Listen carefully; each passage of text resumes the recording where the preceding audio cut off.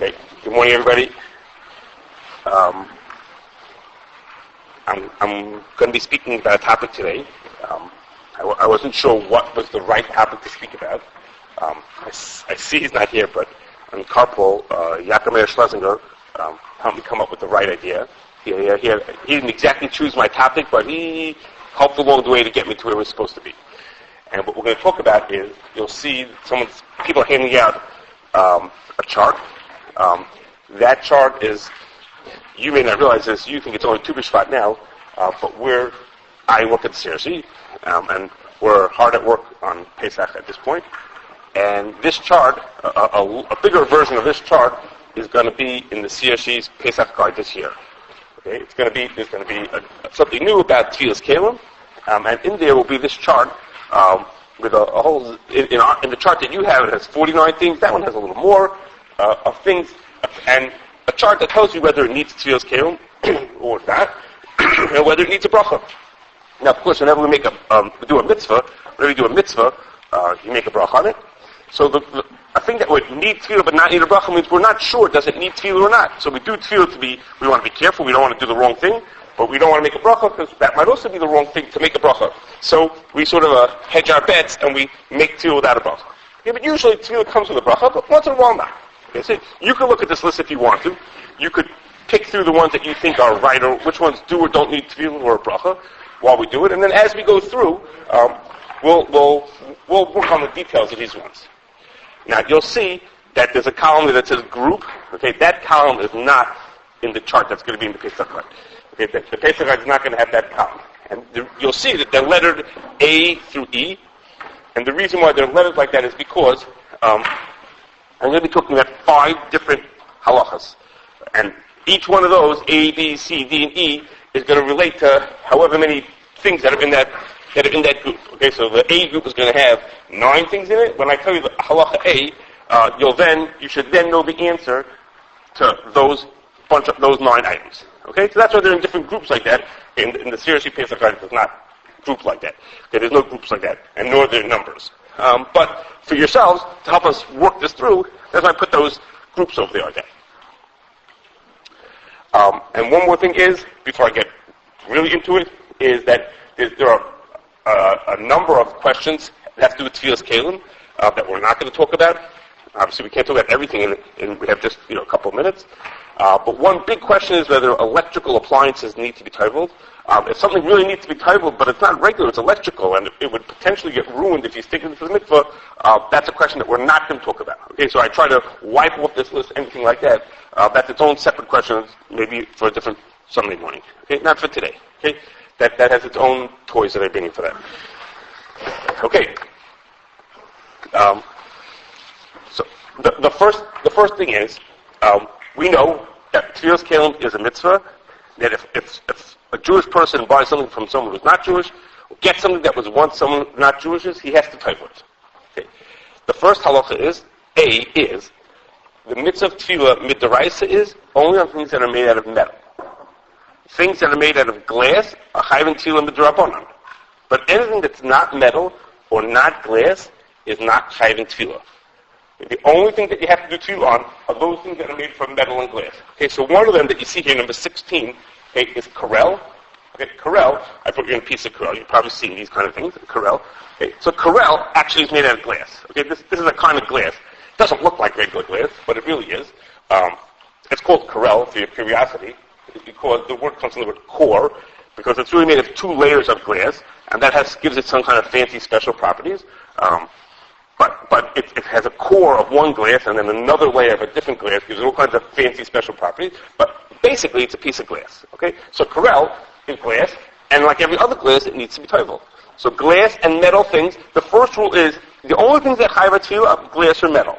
So most of the things that are in that A group are things that are not chayv tefillah because they're not glass or metal. Like for example, number 14. Okay, is a plastic colander. Okay. We'll get to a metal calendar later, but a plastic calendar can't be chayv in Tevillas Keilim because it's not metal. Plastic cup, a plastic measuring cup, okay, a wooden skewer, number 47, a wooden skewer A skewer is, the long sticks that you make shish kebabs out of. Okay, I couldn't find one in my house.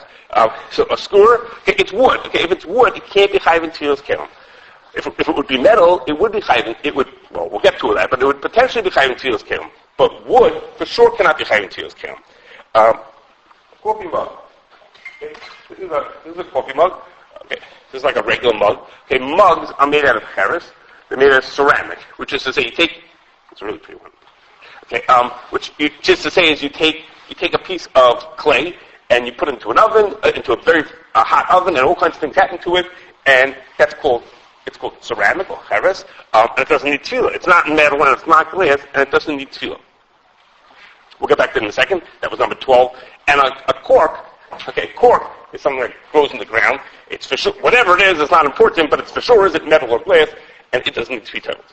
Okay, another thing we're not going to talk about is a very interesting shaila, and that is whether something that's made out of china has to be titled. What's the question? And something that's china is the base of the item, the bulk of the item is made out of Kashrus. Just like this. It's exactly like a coffee mug. Okay? It's exactly like a mug.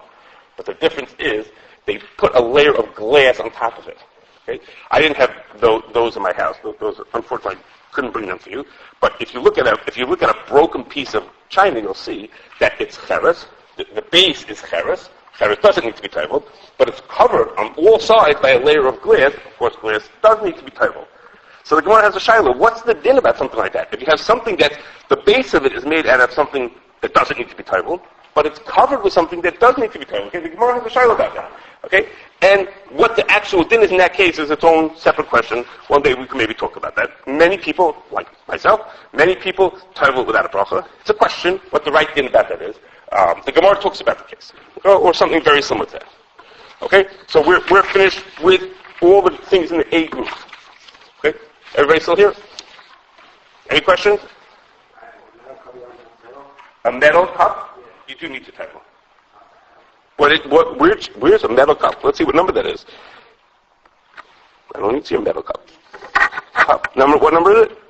20. A metal cup needs to be titled. It does. Okay, most of the things in this group were things that we were able to exclude them because they weren't metal or glass. Okay, the rest of the other things that are metal or glass we're going to talk to. Other things have other parts to their question where they need to be titled. Okay, but most of the things we excluded here, like something that's made of plastic, we excluded it because it can't. No matter what you want, it can't be chayiv in Tevillas Keilim because it's not made of the right material. Okay, halacha B is the Gemara says that the only things that are chayiv in Tevillas Keilim are things that are clay suda. Things that are used for a meal. However, the Gemara figures that out. That's the Gemara's rule. Only clay suda, things that are used at a meal, are chayiv in Tevillas Keilim. So, at first glance, if you see that and you say only things used at a meal are chayiv in Tevillas, that sounds like a plate or a spoon or a cup, like things that you use when you're eating. Okay, those are the kind of things that are chayiv in Tevillas Keilim. But the Gemara says it's not true. When the Gemara says clay suda, that even includes pots also. You don't use a pot at a meal. But a pot is used to make the food ready for the meal. That's also included in clay suda. Okay, so clay suda includes things that you actually use when you're eating, and it includes all the things that you use to get the food ready for eating also. Okay, so there's a little expanded version, but it's only those kind of things. If you have something that you have in your house, like two of the examples that we have here, number 24, number 32, okay, you have a food scale or a meat thermometer. Okay, a meat thermometer is when you want to see if your food is cooked well enough, you stick this long thing into your food, and it tells you what temperature is on the inside. Okay? It doesn't make the food cooked. It has nothing to do with cooking food. If you want a food thermometer, a food scale is if you want to make sure you eat the right amount of food, you don't eat too much or too little. You have a little scale, and you put your food onto it, and you see how much it weighs. I only want to eat this many grams or ounces of food. It has nothing to do with getting food ready or eating it. It's not clay suda. It's not chayiv in Tevillas Keilim. But most of the other things in this B group are things that are either used for eating or they're used for making the food ready. Well, let's go through some of them. Okay, an apple corer. Okay, that's a thing that you. It's sort of like a fancy knife that sucks out the inside of an apple. Okay, it's helping you in getting the food ready. It's like a kind of a knife making the food ready for eating. A baking sheet. Okay, two of the barbecue grill parts. We're going to get to another one in a minute. The part that touches the food. okay, the grates, all those are things that you use for cooking food.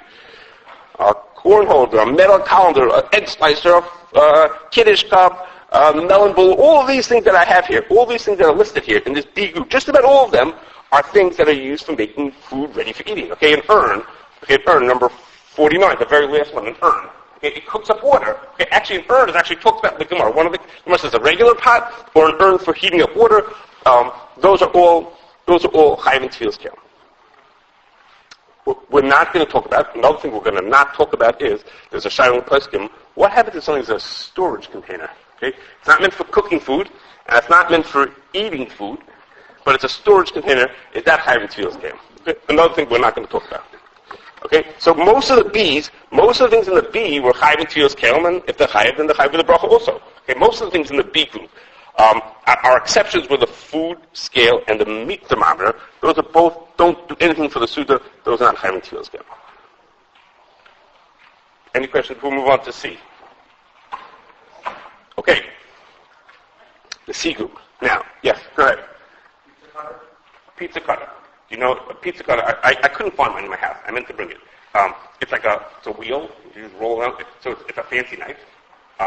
You take a pie pizza and you've seen the guy that takes a pie pizza and he cuts into sections.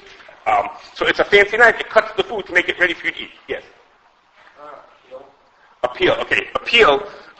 I use that word because it's actually brought in Shulchan Aruch that case, not in here. In Hilchos HaGol's Keilim.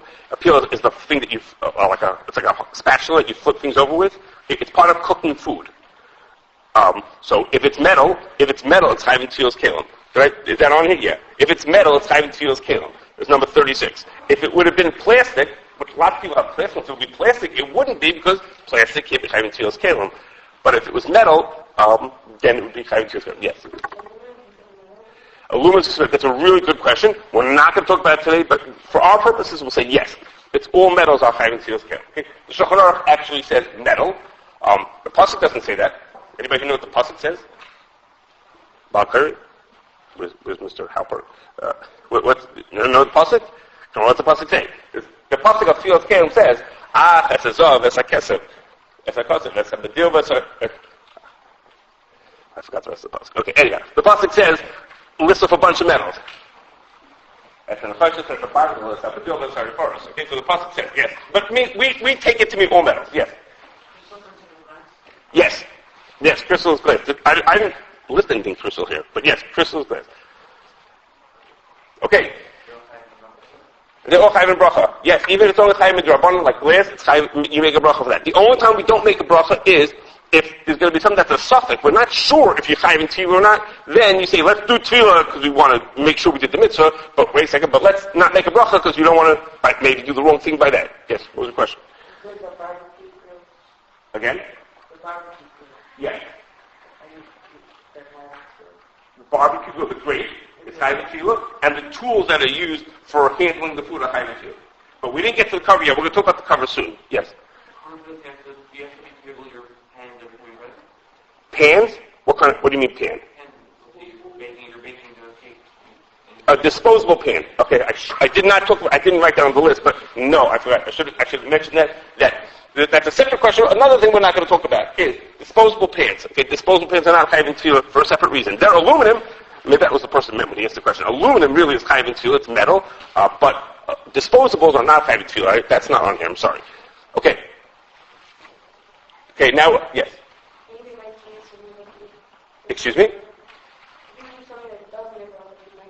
Yes, actually, that's a very good idea. The Shulchan Aruch says that if you have a thing that needs tefillah and a thing that you're not sure if it needs tefillah, you should cover the thing that needs tefillah first and make the bracha on that. This way, you're covered because you've made the bracha. You're only going to make one bracha anyhow, so you make the bracha on that, and then you cover the other thing after it. It's a good idea to do that.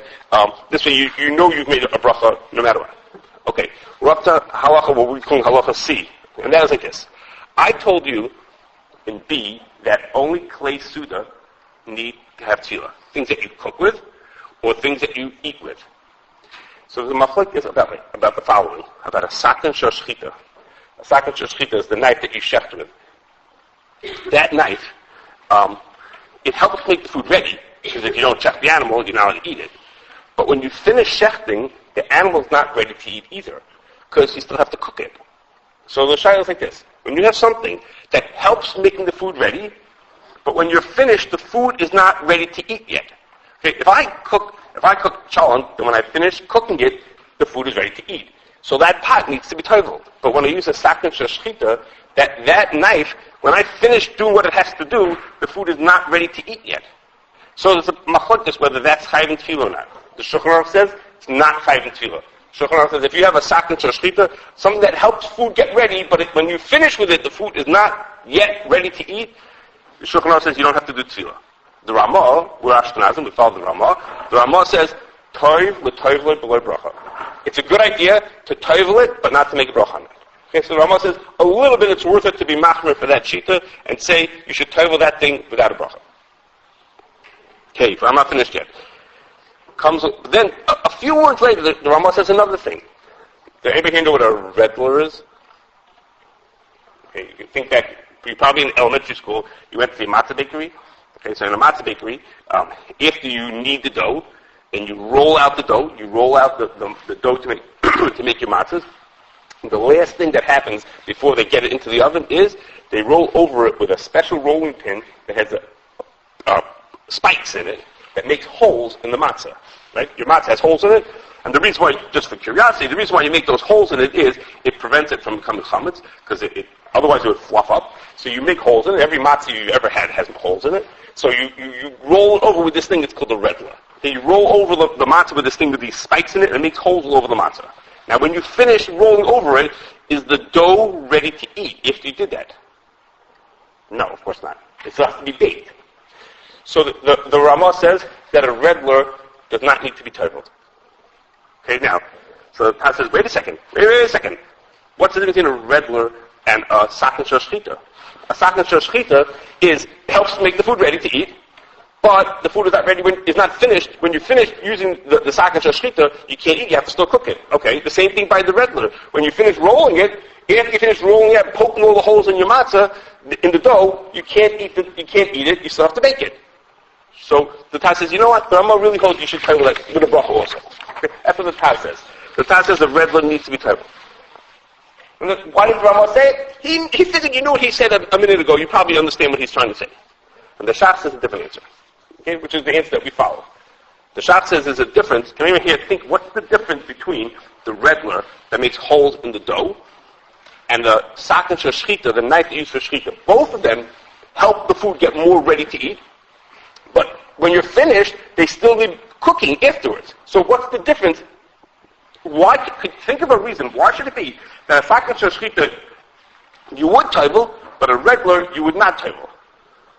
Yes. Do you want to say an answer?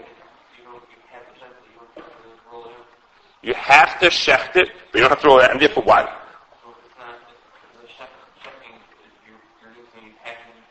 It's more important. You think it's more important for the thing. Okay. That's not Shach's answer. Yes, what do you want to say? You're not preparing it for eating, you're just making it as a so you don't prepare for eating. Okay, so you say maybe the redler is talking about one dafka for Pesach, and there it's like has a side purpose to it. It's not really what you need to make the food ready. Okay, but it's questionable. And everything that you use for cooking, am I making this for eating? Well, I have to go through all these steps to get there. So this one is a little more important, a little less important. I'm not sure if that would do the trick. Yes. The final step of all you need else is cooking. It's entirely finished. Okay, as opposed to the street, so when you cut it, it's not ready. But there's a lot of things that have to happen still. So if that was right, which one of those should need to more? The one that's closer to eating or further from eating? So the redler is even closer to eating. The redler is at the last step. As soon as you do that, you're ready to throw it into the oven. So that one should need more eating. You give me a reason, or opposite reason. Okay? Anybody else want to try it? The Shach says like this. He says, a redler that makes holes in matzahs, there's nothing else you could do with this thing except for make holes in matzahs. That's all you could do with it. All you could do is make holes in raw dough. He says, but a sakon shashchita, you could do other things with it. You could cut tomatoes with it if you wanted to. It's a plain old knife. So even though you have no plans of doing that, in your mind, this is only a sakon shashchita. You can ask the Goldsteins. Their father wouldn't think of using his sakon shashchita to cut tomatoes. Not in 100 years would he do that. But it could be, it's a socket, it's a knife. A knife is a knife. Well, you can do whatever you want to with that. Okay, so if you could use other things with it, so it's a lot closer to being clay suda than this is. So since you're using it for sort of a food use, you're using it to shech, which is close, helping the food get ready, and it has a food use.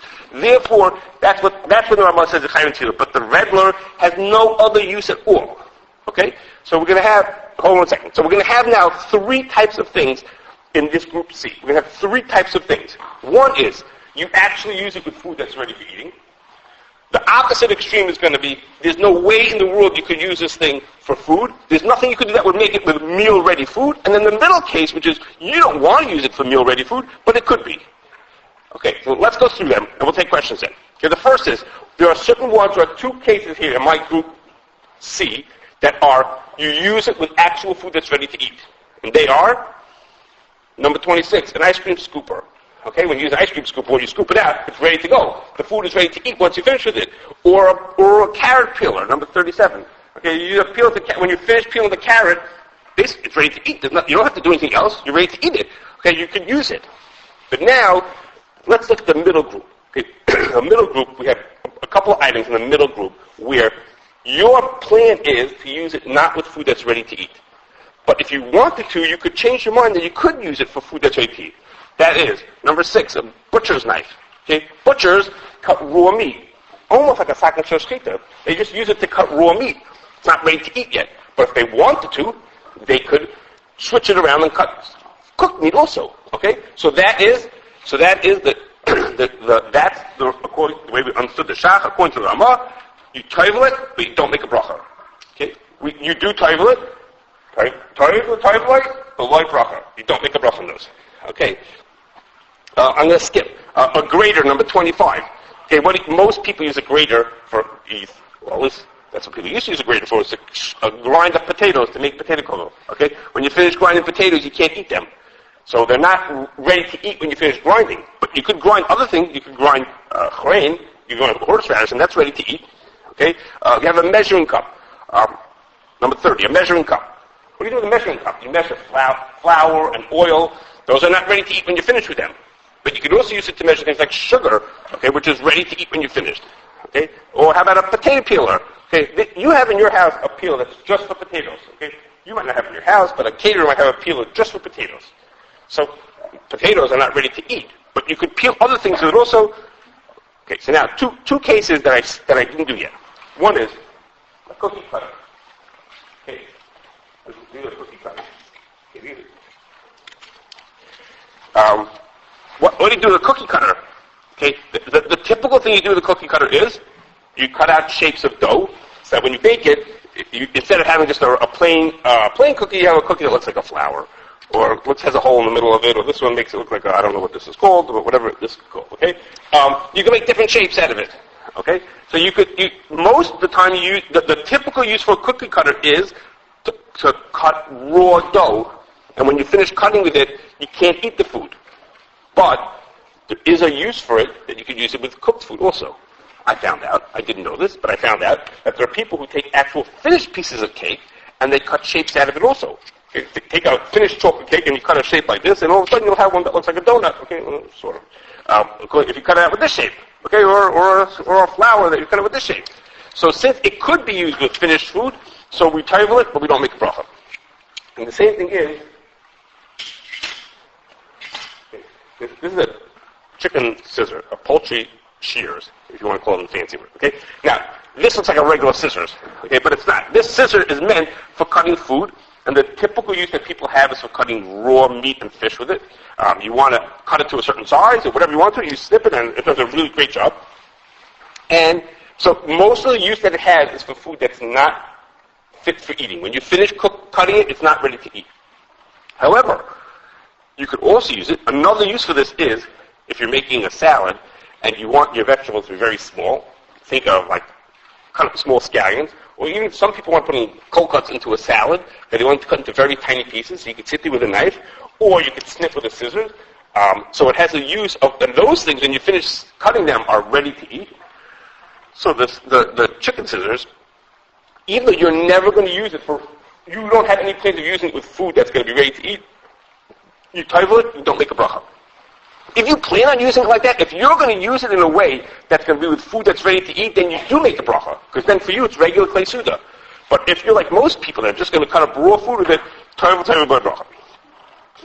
Okay, and the last part of this is, we have 4 things that are never used with food that's finished. A coffee mill, a leaven, a flour sifter, and a rolling pin, number 43, it's mamash redler. And then there's something called a meat hammer. I brought one in case you weren't familiar with that. Okay, this is a meat hammer.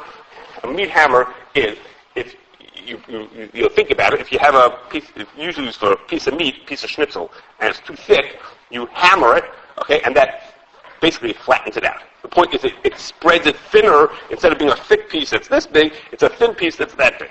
Okay? That's how you make thinner pieces of meat or thinner pieces of schnitzel. You start off with a fatter piece, and you bang it until it eventually spreads out. It probably has a fancy name than a hammer, and it turns into a simple, fat, wider but skinnier, but less thick piece. Okay? It doesn't have, that I know of, any use for food that's ready to eat. It's only used with raw food, and therefore it doesn't need to be toiveled at all. Okay? The Pasuk needs to be toiveled. The shot, as the din would be, is it does not need to be toiveled at all. Okay. Any questions before we go on to D? Yes. Why can't you just open up? To open it, I guess in theory you could, but I don't think anybody does. So I guess if you're if you could dream that that's what it is, then okay, then I guess it could be. But most people, I don't know. Most people nowadays would never dream of that. Okay, maybe if you think of that, then okay. Yes. Not like a grater or a measuring cup. Mm-hmm. So a grater, usually it's used for things that are not meant for, that are ready to eat. But you could use it for things that are ready to eat. You could use the measuring cup for sugar. Okay, so since you could use it for that, so you toivel it, but you don't make a bracha. And a grater also, you mostly use it for potatoes. Okay, potatoes are not ready to eat after you grate them. You grate raw potatoes. But you can also grate horseradish with it, and horseradish is ready to eat when you finish grating it. So therefore you toivel it, but you don't make a bracha. Yes? Which one? Yes. Those things that you're going to use them with food that's ready to eat, then you for sure make a bracha on it. Our question here is because the shiloh was when you have something that the thing is not going to be ready to eat. But the ice cream scooper, after you scoop out the ice cream, it's ready to go. You don't eat with the scooper, hopefully. You don't eat with the scooper. But the scooper gets the food ready for you to eat it, so then that's chayvin too. Okay. Group D, we're running into breakfast already. Okay, Group D. Another rule of Tevillas Keilim is that you only have to do Tevillas Keilim for things that come in direct contact with the food. Things that don't come in contact with your food don't need to be toivel. It's part of the rule of klei suda that only things that actually come in contact with your food do you have to toivel.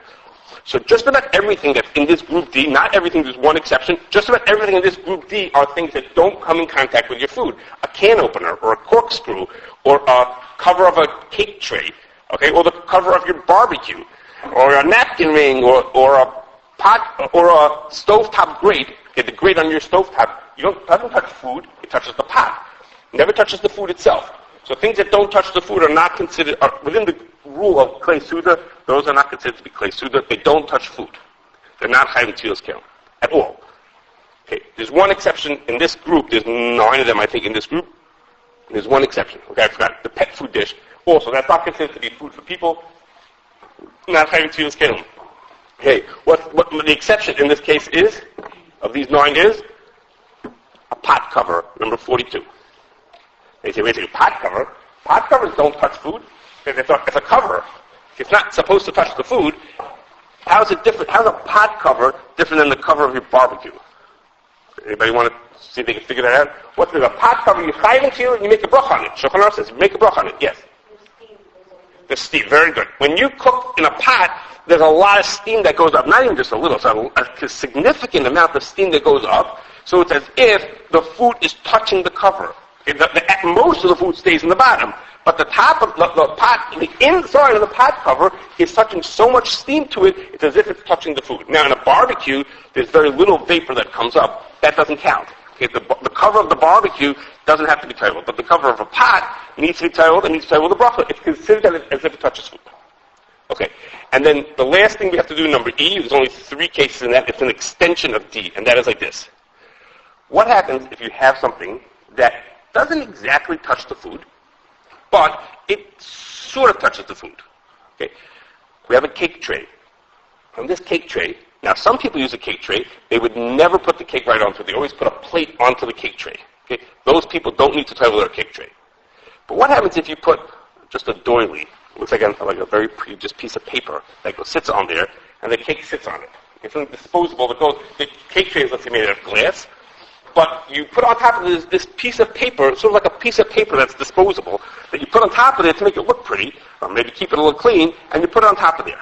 What happens if you have a candy dish, and the candies that you put into there have wrappers that are individually wrapped? Okay? In the CRC waiting room, there's a bowl, a candy bowl, and in the bowl is a zillion candies, but being as anyone and everybody walks into that room, each candy is individually wrapped. So the candy doesn't actually touch the bowl, but the only thing between the candy and the bowl is this little wrapper. So the din is like this. If it's just something minimal, like a doily or like a wrapper on a candy, that's buckle. It doesn't count. It's as if the candy is touching the bowl. It's as if the cake is sitting on the tray. If it's something significant, like you put a plate there always, you always have the cake on a plate, then it doesn't need to be titled. But if all that's separating it is these something that doesn't count, something that's so tuffle, so insignificant that it doesn't count, that thing is buckle, and it's as if it touches it. So, in these three cases, it depends how you use them. If you use your serving tray and you put the food right onto it, you need to title it. If you use your tray in a way with this minimal separation between them, you still need to title it with a bracha. But if you use it in a way that there's always a meaningful separation, you always put a plate on. You have a serving tray, but on that serving tray yourself, you put little plates onto that. The food never touches. Then it's not chayv Tevillas Keilim. Any question on these last two groups? Or anything else? Okay, time for breakfast.